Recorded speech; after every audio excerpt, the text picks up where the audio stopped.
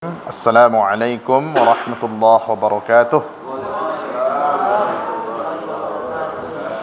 Alhamdulillahi rabbil alamin, wa bihi nasta'in ala umuri dunya waddin, wa nusalli wa nusallimu ala al-mab'uthi rahmatan lil alamin, nabiyyina Muhammadin wa ala alihi wa sahbihi ajma'in. Allahumma 'allimna ma yanfa'una wanfa'na bima 'allamtana warzuqna ilman nafi'an ya rabbal alamin. Subhanaka la ilma lana illa ma 'allamtana innaka antal alimul hakim.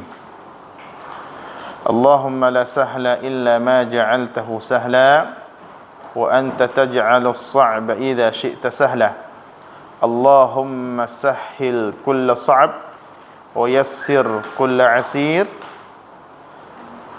Fataysirul asiri alayka yasir wa anta maulana fa ni'mal maula wa ni'man nasir. Bapak Ibu, teman-teman yang dimuliakan Allah Subhanahu wa taala, kita lanjutkan kembali apa yang sudah kita bahas dalam kitab Mabahis fi Ulumil Quran, ya. Kita sudah sampai pada bab wahyil malak atau wahyul malak ila ar-rusul, ya, bagaimana wahyu dari malaikat kepada Rasulullah sallallahu alaihi wasallam, ya. Jadi wahyu malaikat kepada Nabi sallallahu alaihi wasallam, ya, itu ada dua macam kemarin, ya. Yang pertama, malaikat itu datang kepada Nabi dalam wujud aslinya, ya, sehingga ada suara gemerincing seperti lonceng, ya, suara yang sangat kuat, luar biasa kuatnya. Ini keadaan yang pertama. Sedangkan keadaan kedua, ini malaikat ini dia datang dalam bentuk menyerupai manusia. Ini yang lebih ringan, ya, yang lebih ringan. Nah, kita lanjutkan. Kita mulai dari al-halah ats-tsaniyah aja, yang halaman 34 itu, ya. Baik. Wal hay'ah lagi, ya. Wal hay'atu allati yadhharu fiha Jibril bi surati rajulin لا يتحتم فيها أن يتجرد من روحانيته ولا يعني أن ذاته انقلبت رجلا. Jadi maksudnya di sini adalah al-hay'ah, bentuk, ya, atau keadaan yang yadhharu fiha Jibril, yang Jibril, ya, menampakkan dirinya dengan keadaan tersebut, ya, bi surati rajulin, yakni dalam bentuk seorang laki-laki, ya. Jadi Jibril menjelma seperti manusia, la yatahattamu fiha an yatajarrada min ruhaniyatihi, ya. Tidaklah mengharuskan Jibril ini melepaskan, ya, yatajarrada, terlepas, ya, min ruhaniyatihi. Tidaklah melazimkan Jibril ini terlepas dari kerohaniannya, ya, kerohaniannya, ya, keruhaniahannya. Karena Jibril itu kan malaikat, kan bukan dari tanah, ya, dia dari cahaya, ya, ya. Wala ya'ni anna dhatahu inqalabat rajulan, bukan pula berarti bahwa zatnya itu berubah menjadi seorang laki-laki, ya, berubah jadi laki-laki seutuhnya, gitu kan, ya. Bal al-muradu annahu yadhharu bitilka surah al-bashariyah unsan lirrasulil bashari. Akan tetapi maksudnya adalah Jibril itu yadhhar, menampakkan diri. Maksudnya dia menampakkan diri bitilka surah al-bashariyah, dengan wujud manusia, menampakkan diri dalam bentuk manusia, unsan lirrasulil bashari. Ini untuk menyenangkan bagi Nabi sallallahu alaihi wasallam. Wala syakka anna al-halata al-ula halata as-salsalah la yujad fiha hadzal inas. Dan tidak ada keraguan bahwa keadaan yang pertama Bapak Ibu, wahyu itu datang dalam keadaan seperti ada bunyi geberincing yang sangat kuat, keadaan pertama ini tidak ada al-inas di dalamnya. Tidak ada di dalamnya al-inas. Al-inas itu apa? Sesuatu yang menyenangkan Nabi. Sesuatu yang menyamankan Nabi sallallahu alaihi wasallam. Tidak ada. Kenapa? Karena suaranya begitu kuat. Bahkan dalam riwayat dikatakan, nanti akan datang riwayatnya, kalau sudah seperti ini, kalau sudah seperti gemerincing lonceng yang sangat kuat wahyu itu datang, Nabi itu sampai berkeringat. Dahi beliau sampai berkeringat. Wahia tahtaju ila sumuwin ruhiyyin min Rasulillahi sallallahu alaihi wasallam yatanasabu ma'a ruhaniyatil malaki fakanat ashaddal halataini alaih. Jadi keadaan yang pertama ini Bapak Ibu, bahwa wahyu itu datang dalam bentuk seperti suara lonceng, gemerincing lonceng yang sangat kuat, tahtaju ila sumuin ruhi. Ini butuh kepada apa? Kerohanian yang sangat tinggi, kesucian yang sangat tinggi, membutuhkan ketinggian spiritual, sumuun ruhi. Kenapa butuh tingkat spiritual yang sangat tinggi? Karena yang Nabi temui bukan seorang manusia. Nabi temui adalah malaikat. Malaikat. Jadi butuh kepada ketinggian spiritual dari Rasulullah sallallahu alaihi wasallam, yatanasabu ma'a ruhaniyatil malak, sehingga seimbang dia, sepadan dia. Yatanasab itu sepadan, seimbang.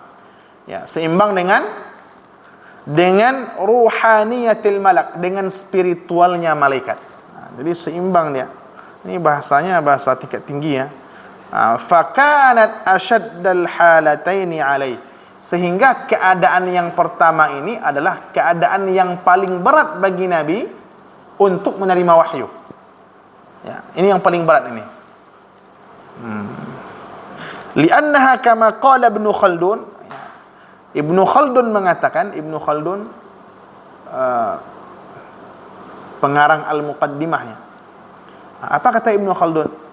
Insilakhun minal bashariyatil jasmaniyah, insilakhun minal bashariyatil jasmaniyah wattisalun bil malakiyatir ruhaniyah wal halatul ukhra aksuha li'annaha intiqalul malak minar ruhaniyatil mahdah ilal bashariyatil jasmaniyah. Kata Ibnu Khaldun apa? Mengenai proses yang pertama ini insilakhun minal bashariyatil jasmaniyah wattisalun bil malakiyatir ruhaniyah. Insilah itu artinya melepaskan atau terlepas. Terlepas dari sifat-sifat kemanusiaan yang bersifat jasmani.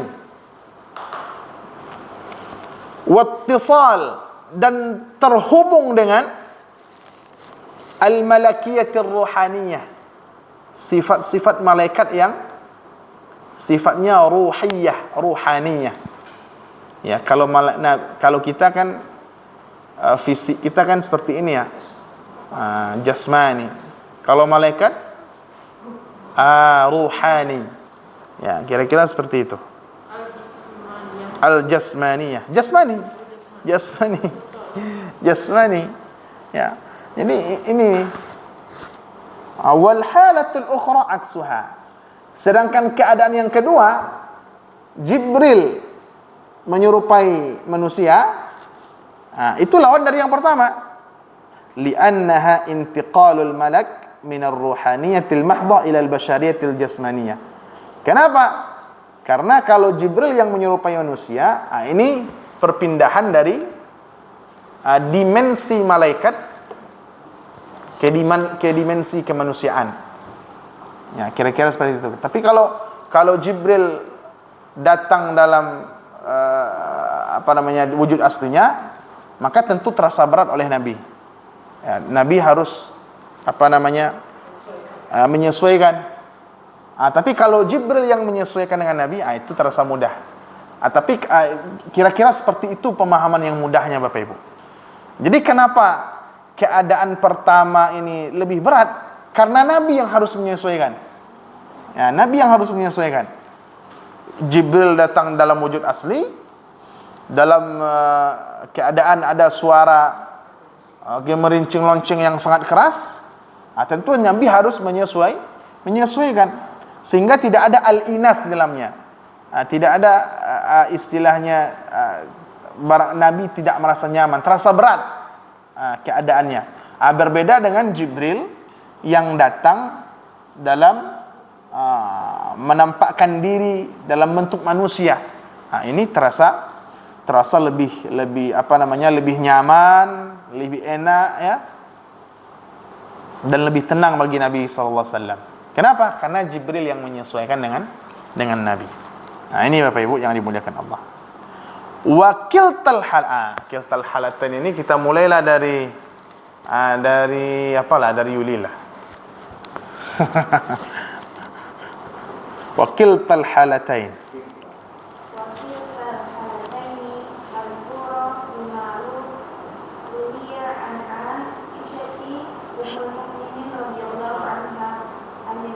أن الحارث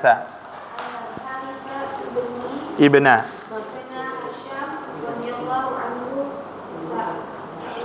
سأل رسول الله صلى الله عليه وسلم فقال يا رسول الله كيف يأتي الوحي؟ فقال رسول الله صلى الله عليه وسلم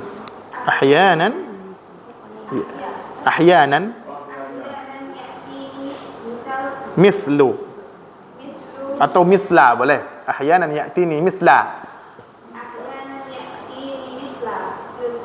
salsalati jaras. Naam.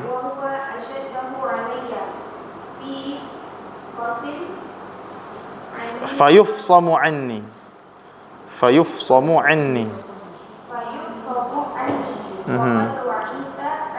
وقد وعيت عنه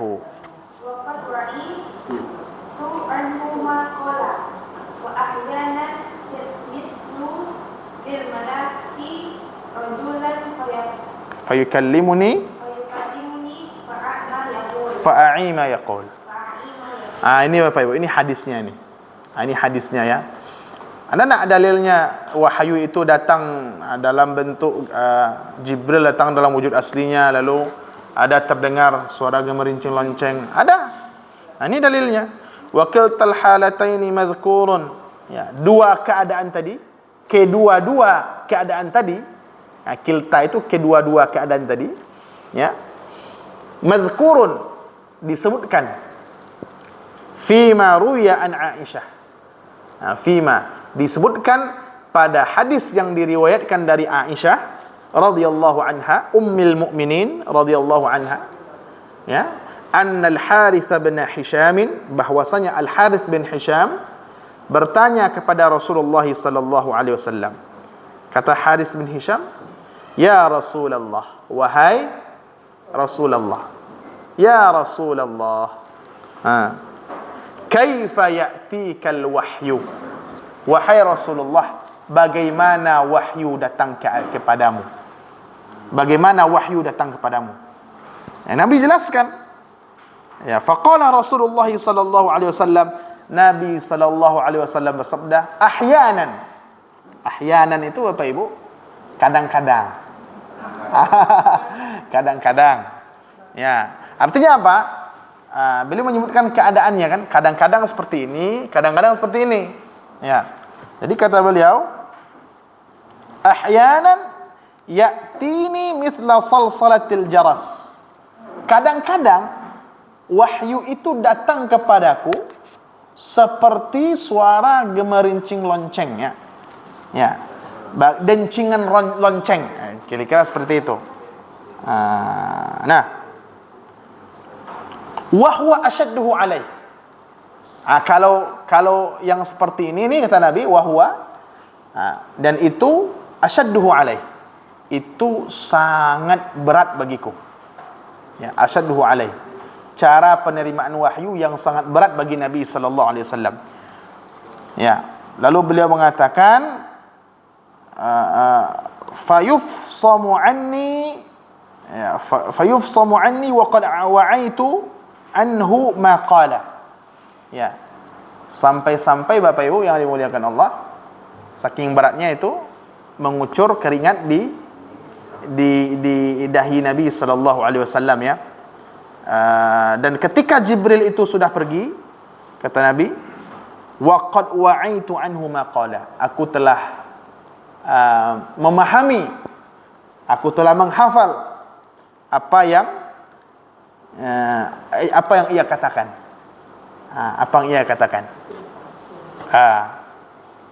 Wa ahyanan, dan kadang-kadang yatamatsalu li al-malaku rajulan, kadang-kadang malaikat itu yatamatsal, menjelma seperti seorang laki-laki, fayukallimuni, lalu dia berbicara kepadaku, fa'ai ma yaqul, lalu aku memahami apa yang dia katakan. Ya. Nah, itu ya. Ini lebih apa ini Bapak Ibu? Lebih ini lagi, lebih spesifik lagi disebutkan sini, ya. Warawat Aisyah. Silakan. Gimana? Fayukallimuni, berbicara kepadaku. Ya. Ya. Fa'i, lalu aku memahami apa yang dia katakan. Ya.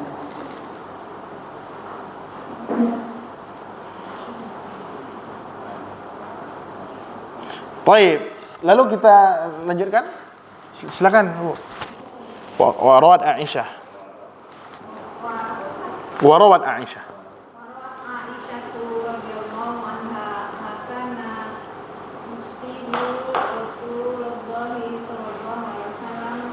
Min syiddah. Naam. Ra'aituhu. Naam.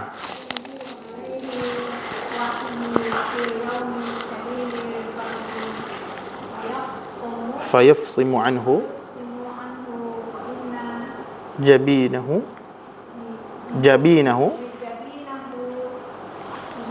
la yatafassadu araqan. Araqan. Jadi hadis yang sama, kalau tadi dari Aisyah, sekarang juga dari Aisyah.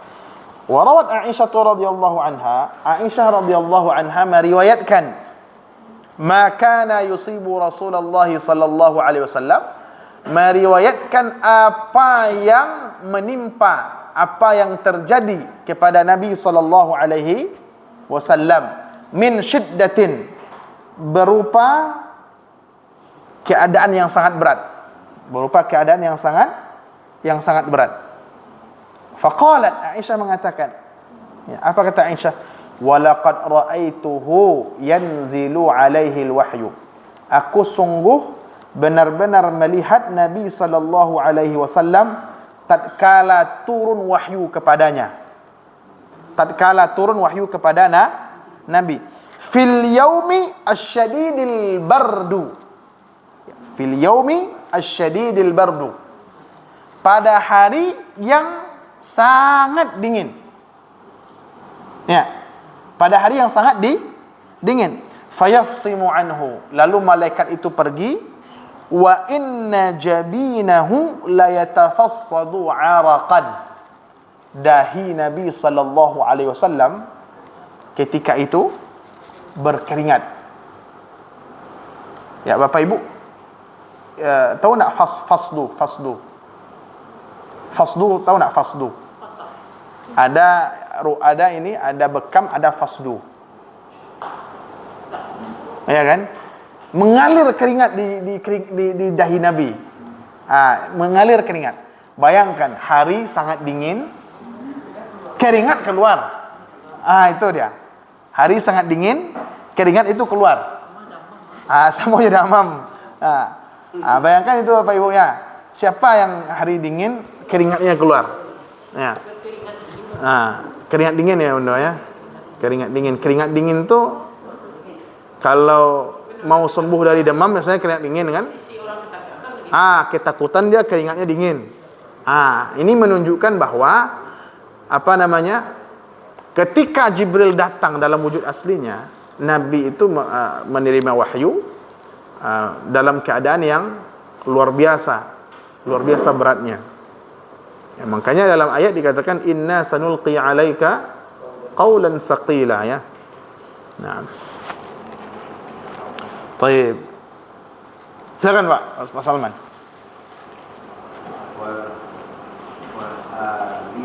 Wal halatani al qismu ثالث التكليم الإلهي نعم إليه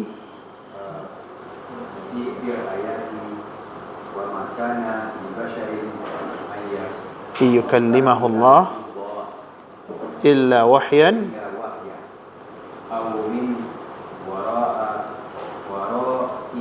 حجاب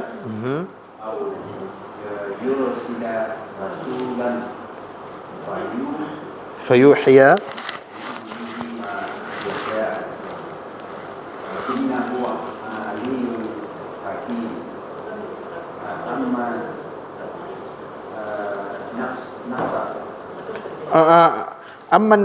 sampai itu aja dulu Pak. Sampai al-halyan hakimnya. Nah, Bapak Ibu, wal halatan huma al-qism ats-tsalits min aqsam at-taklim al-ilahi al-musyari ilaihi fil ayah. Ya. Jadi dua jenis yang saya sebutkan tadi, bahwa malaikat mewahyukan kepada Nabi apakah dalam wujud aslinya atau menyerupai manusia, itu adalah al-qismus tsalits. Itu adalah al-qismus tsalits, bagian ketiga atau jenis ketiga min aqsami at-taklim al-ilahi, dari macam-macam pembicaraan Tuhan, ya, pembicaraan Tuhan atau dialog Allah Subhanahu wa taala yang diisyaratkan di dalam ayat. Apa ayatnya? Wa ma kana li basharin an yukallimahu Allah illa wahyan. Ya, dan tidak ada seorang pun yang Allah berbicara kepadanya, ya, kecuali yang pertama dengan perantara wahyu. Au min wara'i hijab, atau berbicara kepadanya dari balik hijab. Ya. Atau yang ketiga, yursila rasulan. Allah mengutus rasul. Ya, Allah mengutus malaikat. Fayuhiya biiznihi ma yasha. Lalu malaikat itu mewahyukan dengan izin Allah apa yang Allah kehendaki. Innahu aliyun hakim. Allah Maha Tinggi, Maha Bijaksana. Jadi Bapak Ibu, surat ini, surat Asy-Syura ayat 51 ini adalah ayat yang utama ini dalam perwahyuan. Jadi wahyu itu Allah itu berbicara kepada manusia. Pertama melalui wahyu. Kedua berbicara langsung tapi dari balik hijab. Ketiga, Allah mengutus malaikat ya, menyampaikan wahyu. Nah, mana ya, illa wahyan. Ya, illanya illa isbat itu. Sebelumnya kan ada nafi. Gimana Bukan. Dia kecuali. Makana tidaklah Allah berbicara kepada manusia kecuali melalui wahyu. Ya, illanya kecuali. Nah, atau melainkan oleh. Sekarang Bapak Ibu, silakan Pak Sensei. Jadi Bapak Ibu yang dimuliakan Allah, teman-teman yang dimuliakan Allah, tadi kan kita kan belajar bahwa malaikat mewahyukan kepada Nabi itu ada dua caranya. Yang pertama, dia menampakkan wujud aslinya, atau yang kedua, dia menjelma sebagai manusia. Kalau dia menampakkan wujud aslinya, maka keadaannya seperti ada bunyi gemerencing lonceng ya, yang begitu kuat. Sekarang ada lagi istilahnya an-nafasu fir ru'i. An-nafasu fir ru'i, hembusan ke dalam hati. An-nafas itu menghembus. Ya. Ru' di sini maknanya al-qalb. Ya. Ya, ke dalam hati. Ya, makanya di sini katakan amman nafasu fir ru' atau fir raw', kalau di sini fir raw' artinya. Adapun an-nafas, hembusan ke dalam hati, faqad dzukira fi qauli Rasul sallallahu alaihi wasallam, maka perkara ini juga disebutkan dalam sabda Nabi sallallahu alaihi wasallam. Apa perkataannya? Inna ruhal qudus ya nafatha fi raw'i atau fi ru'i annahu lan tamuta nafsun hatta tastakmila rizqaha wa ajalaha. Sesungguhnya Ruhul Qudus siapa? Jibril alaihi salam. Sesungguhnya Jibril nafatha fi raw'i, Jibril ini menghembuskan ke dalam hatiku annahu lan tamuta nafsun, bahwasanya seseorang tidak akan meninggal hatta tastakmila rizqaha wa ajalaha, sampai dia menyempurnakan rezeki dan ajalnya. Ya, bahwa seseorang tidak akan meninggal, tidak akan mati sampai dia menyempurnakan rezeki dan ajalnya. Fattaqullah, maka bertakwalah kepada Allah, wa ajmilu fit talab. Ya, wa ajmilu fit talab, dan carilah rezeki itu dengan jalan yang baik, atau tempuhlah jalan yang baik dalam mencari rezeki. Ya. Syahidnya sini apa? Yang menjadi buktinya sini apa? Bahwa Jibril menghembuskan ke dalam hati Nabi sallallahu alaihi wasallam. Ya. Seorang tidak meninggal sampai dia menyempurnakan rezeki. Ya. Sampai sempurna rezeki dan ajalnya. Jadi orang meninggal kalau sudah sempurna rezekinya ya. Nabi ya. Naam. Baik. Wal hadis ini Bapak Ibu la yadullu ala annahu halatun mustaqillah. Ini kata beliau. Hadis ini tidak menunjukkan bahwa Jibril menghembuskan ke dalam hati Nabi itu bukanlah jenis wahyu tersendiri. Tidak. Itu bukanlah jenis wahyu tersendiri. Artinya dia bukan jenis ketiga. Ya.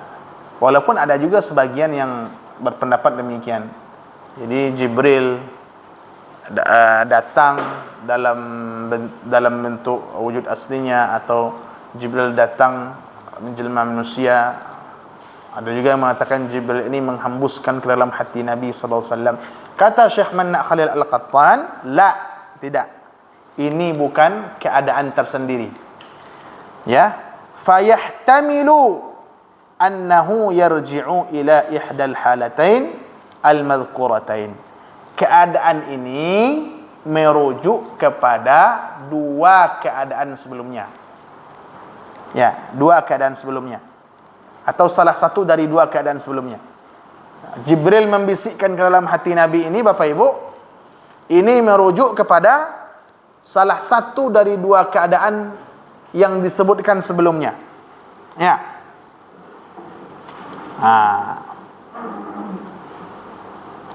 Sebagaimana disebutkan dalam hadis Aisyah.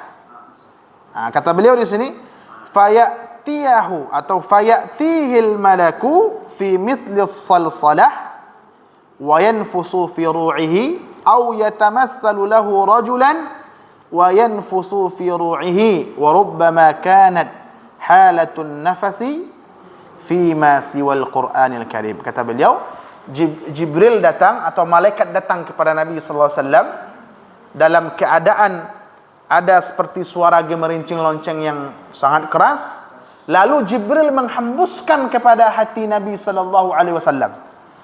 Ya. Atau Jibril ini menjelma dalam bentuk manusia, lalu Jibril menghembuskan ke dalam hati Nabi sallallahu alaihi wasallam. Ya. Lalu Nabi memahami apa yang dikatakan oleh Jibril alaihi salam. Tapi di akhir dikasih ini. Di akhir dikasih komentar dan ta'liq dari Syekh Mana' Khalil Al-Qattan. Wa rubbama kanat halatun nafathi fi ma siwal Qur'an. Barangkali Jibril menghembuskan ke dalam hati Nabi sallallahu alaihi wasallam ini berkaitan dengan selain Al-Qur'an. Maksudnya apa? Berkaitan dengan hadis Nabi. Ini berkaitan dengan hadis Nabi. Ya. Kenapa? Karena kalau kita lihat hadis yang diriwayatkan oleh Abu Nuaim ya, hadis lan tamuta nafsun hatta tastakmila rizqaha ini, ya. Ini kan dalam keadaan Nabi menyampaikan hadis. Ya, bukan Nabi menyampaikan ayat tapi menyampaikan hadis. Maka an-nafasu fir ru'i, Jibril meniupkan atau menghembuskan ke dalam hati Nabi sallallahu alaihi wasallam ini wahyu yang berkaitan dengan hadis, bukan wahyu yang berkaitan dengan Al-Qur'an. Ya. Kira-kira seperti itu Bapak Ibu ya. Maka ini sudah selesai kita dari pembahasan wahyu. Jadi wahyu itu ada 3 pembahasannya di sini. Yang pertama wahyu Allah, ya, wahyu Allah kepada siapa? Wahyu Allah pada malaikat. Wahyu Allah kepada Rasul. Wahyu malaikat kepada Rasul. Ya, ada 3. Ya. Sekarang Bapak Ibu yang dimuliakan Allah, kita masuk kepada pembahasan baru. Ini berat ini. Syubahul jahidina 'alal wahyi. Naam. Bagaimana syubahul jahidin 'alal wahyi? Syubhat ini maksudnya ya syubhat orang yang menentang wahyu. Pemikiran-pemikiran, pengelabuan yang dilakukan oleh orang-orang yang mengingkari wahyu. Ini Bapak Ibu. Kata beliau di sini, silakan Syekh rahmatullah lah. Ya, lam nasma' sautaka.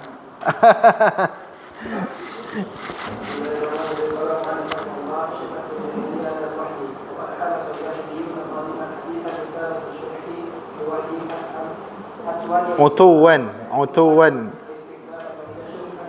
syubahun wahiyatun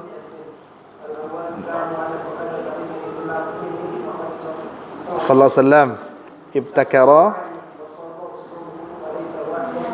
yuha. Ya Allah, barakallahu fiik. Jadi Bapak Ibu, ini syubahul jahidin 'alal wahyi. Ya, syubhat orang yang menentang wahyu. Pertanyaannya sekarang, orang menentang wahyu itu sekarang saja atau sejak dulu? Sejak awal lah. Jadi orang menentang wahyu itu Bapak Ibu bukan sekarang saja.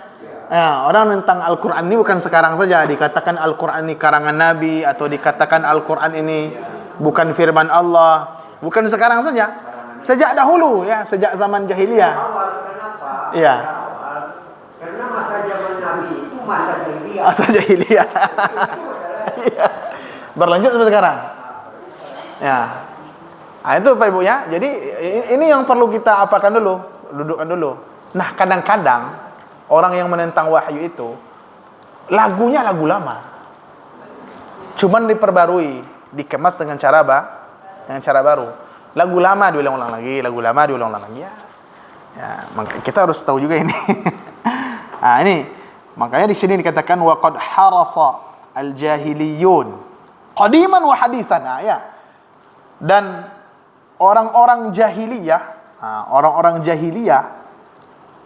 kata beliau, begitu semangat orang-orang jahiliyah qadiman wa hadisan, dari dahulu sampai sekarang, begitu semangat mereka.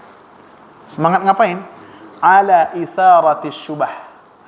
Orang jahiliyah dari masa dulu sampai sekarang semangat untuk menyebarkan syubhat-syubhat, pengelabuan-pengelabuan, tipu daya fil wahyi, ya, mengenai wahyu ini.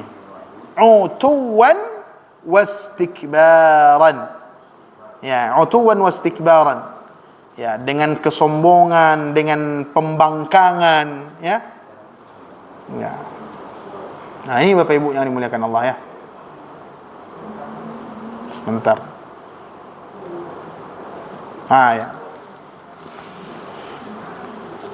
Dengan kesombongan, dengan keras kepala, dengan dan lain sebagainya. Wahia syubahun wahiyatun mardudah. Dan ketahuilah Bapak Ibu bahwa syubhat yang ditimbulkan oleh orang-orang jahiliyah ini syubhat yang wahiyah. Wahiyah itu apa? Lemah. Ya, lemah. Mardudah, dan tidak dapat diterima. Ya. Apa syubhatnya? Yang pertama, za'amu annal Qur'anal Karima min indi Muhammadin sallallahu alaihi wasallam. Mereka mengatakan bahwa Al-Qur'anul Karim itu bukan wahyu, tetapi apa? Tetapi dari pribadi Nabi Muhammad sallallahu alaihi wasallam. Ibtakara ma'anihi. Nabi yang membuat maknanya. Wasagha uslubahu, Nabi yang menyusun uslubnya. Walaysa wahyan yuha, bukan wahyu yang diwahyukan. Nah, ini syubhat pertama nih Bapak Ibu. Ya. Jadi orang-orang jahiliyah dahulu menyangka Al-Qur'an ini bukan datang dari Allah, ini Muhammad yang buat, maknanya dari Muhammad juga, uslubnya dibuat oleh Nabi Muhammad, katanya kan. Ya. Lafaz, keindahan lafaznya itu Nabi Muhammad yang buat. Jadi dia bukan wahyu yang diwahyukan, kata mereka. Mereka. Kenapa dia tipu seperti itu, Ustaz? Nah, karena kalau menurut saya akibat kebencian dan ketidakpercayaan. Ya. Makanya utuwan wastikbaran. Dengan kesombongan dan dengan keras kepala mereka menentangnya. Padahal mereka sudah tahu kebenarannya, kan? Ya, seperti kata Pak tadi kan, takut kehilangan pengikut, takut kehilangan jabatan. Aturan-aturan nenek moyangnya hancur. Iya, betul. Nah. Oke, Buya Masbek, tafadhal. Wa hadza za'mun batil. Sama tadi apa syubhatnya? Ya, syubhatnya yang pertama, Al-Qur'an ini bukan wahyu, Al-Qur'an ini dibuat-buat oleh Nabi yang ciptakan maknanya, Nabi yang menyusun lafaznya. Wa hadza za'mun batil. Ini batil langsung Bapak Ibu, ya. Ini persangkaan yang batil. Batil itu Bapak Ibu, itu lebih dalam lagi daripada khata. Batil itu sudah pasti salah dia. Batil lawannya al-haq. Batal. Ya. Kenapa? Fa innahu alaihi salatu wassalam, karena Nabi sallallahu alaihi wasallam idza kana yad'i li nafsihi az-za'amah, kalau Nabi sallallahu alaihi wasallam menginginkan untuk dirinya kekuasaan, jadi betul kata Pak Taufik tadi, ya salah satu faktornya kekuasaan tadi ya. Kekuasaan tadi. Kalau Nabi mau kekuasaan, ya. Wa yatahaddan nasa bil mu'jizat, dan Nabi menantang orang-orang dengan kemu'jizatannya, li ta'yidi za'amatihi, untuk menguatkan kekuasaan Nabi, ya, untuk menguatkan kekuasaan Nabi, fala maslahata lahu fi an yansiba ma yatahadda bihi an-nasa ila ghairihi. Ini maksudnya secara ringkas Bapak Ibu, kalau Nabi menginginkan kekuasaan dan menantang orang-orang dengan mukjizatnya untuk mendapatkan kekuasaan, untuk apa Nabi mengatakan Al-Quran ini adalah kalamullah? Untuk apa Nabi mengatakan Al-Quran ini firman Allah? Kalau Nabi menginginkan kekuasaan, kalau Nabi menantang orang-orang Arab dengan Al-Quran ini, ngapain Nabi repot-repot mengatakan Al-Quran ini kalamullah? Kenapa enggak Nabi katakan saja Al-Quran ini saya yang buat, Al-Quran ini saya yang susun, ya kan? Ngapain coba? Ya. Wa kana fi istita'atihi an yansiba al-Qur'an li nafsihi. Nabi bisa saja mengatakan Al-Quran itu dia yang buat. Ya, taruhlah bisa saja kan. Wa yakunu dzalika kafiyan li raf'ati aw li rif'ati sya'nihi. Dan itu cukup untuk membuat Nabi itu tinggi derajatnya, tinggi kedudukannya. Wa taslim bi za'amati. Cukup juga membuat orang menerima kekuasaan Nabi. Bahwa Nabi ini orang yang paling paling berkuasa. Kenapa paling berkuasa? Bisa mengalahkan para penyair-penyair. Belum lagi nasabnya nasab terpandang, mengalahkan para penyair. Ya. Ini Masya Allah. Madamal Arabu jami'an ala fasahatihim qad ajizu an mu'aradatihi. Ya. Kenapa? Ya, orang Arab ketika itu walaupun mereka fasih berbicara bahasa Arab, mereka tidak mampu mendatangkan yang semisal Al-Quran. Ya, bal rubbama kana hadza ad'a litaslimil mutlaq bi za'amatihi. Bahkan Bapak Ibu, kalau Nabi mau, Al-Quran ini saja sudah cukup untuk mengklaim kekuasaan, untuk mengklaim kehormatan di kalangan Arab ketika itu. Ya, kenapa? Nabi itu adalah bagian dari orang Arab yang fasih berbicara bahasa Arab. Lalu Nabi bisa mengalahkan orang Arab dalam hal kefasihan. Tapi nyatanya Bapak Ibu, nyatanya Nabi menisbahkan Al-Quran ini kepada Allah. Kalau Nabi ingin punya pengikut yang banyak, Nabi ingin punya kekuasaan yang luas, pengaruh yang besar, ngapain Nabi menisbahkan Al-Quran ini kepada Allah? Tentulah dinisbahkan oleh Nabi kepada dirinya sendiri. Ya, ini dia Bapak Ibu yang dimuliakan Allah. Ya kan? Kira-kira seperti itu. Ini kalau diterjemahkan semuanya ini repot juga nih Bapak Ibu. Tapi pemahamannya seperti ini. Pemahamannya seperti ini. Ya kan? Nabi punya mukjizat.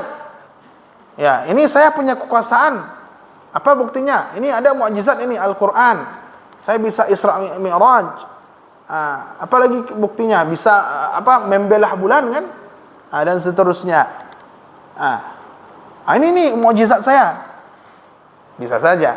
Tapi toh Nabi Al-Quran saja. Ya, Nabi itu amanah kan? Tentu Nabi menisbahkan Al-Quran itu kepada zat yang mengatakannya, yaitu Allah Subhanahu wa ta'ala. Ini Bapak Ibu ya.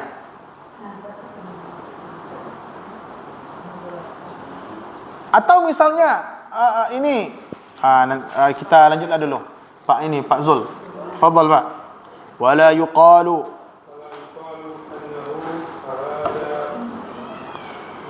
binisbatil Qur'ani dibuat-buat oleh Nabi. Jawabannya apa? Kalau betul Al-Quran itu dibuat-buat oleh Nabi, ngapain Nabi repot-repot menisbahkannya kepada Allah Subhanahu wa taala? Ya. Ya kan? Ya. Orang Arab selalu orang Arab mengira Nabi itu mencari kekuasaan, mencari pengikut yang banyak, mencari pengaruh. Ya. Kalau betul Nabi itu mencari pengaruh, ya, Nabi bisa mengalahkan mereka dengan Al-Quran ini kan. Mereka tidak bisa menetapkan syair yang lebih indah dari Al-Quran ini kan. Ya, tentulah Nabi ini telah bisa saja menisbahkannya kepada dirinya. Ya. Lalu kenapa dinisbahkan kepada Allah? Ya. Kata mereka, oh ini Nabi ini menisbahkan Al-Quran kepada Allah supaya perkataannya ini dihormati. Ya. Perkataan ini dihormati, perkataan ini suci, tafawuq. Ya. Hurmata tafawuqin. Ya. Tinggi dia dari perkataan-perkataan yang lain. Kalau syair kan perkataan manusia, kalau dikatakan dia perkataan Allah tentu tingkatnya lebih tinggi. Kalau tingkatnya lebih tinggi, tentu orang nanti akan lebih mudah untuk mentaati Nabi sallallahu alaihi wasallam. Nah, ini kata orang-orang tersebut Bapak Ibu ya. Ya. Mereka mengira kalau Nabi sallallahu alaihi wasallam menisbahkan Al-Qur'an itu kepada Allah supaya orang taat kepada Nabi. Faktanya perkataan Nabi pun memang wajib ditaati tanpa perlu menjadikan perkataan Nabi itu Al-Quran. Perkataan Nabi saja wajib ditaati, ya kan? Hadis Nabi pun wajib ditaati. Ini Bapak Ibu yang dimuliakan Allah ya. Jadi kadang-kadang banyak saja jalannya mencari celah, tapi selalu ada jawaban.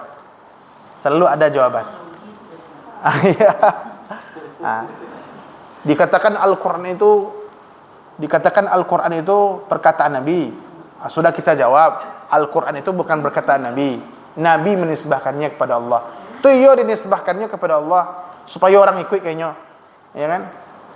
Kalau Nabi mau, Nabi sudah menjadikan seluruh perkataan Nabi itu dinisbahkan kepada Allah. Kalau Nabi mau. Ya, bisa saja Nabi melakukan hal yang demikian. Tetapi faktanya enggak demikian kan? Ya, ada hadis, ada Al-Quran. Kedua-duanya wajib kita taati. Ya kan? Kira-kira seperti itu Bapak Ibu yang dimuliakan Allah. Waktu sudah habis. Kita ini sebenarnya sangat enak membahas syubhat-syubhat ini.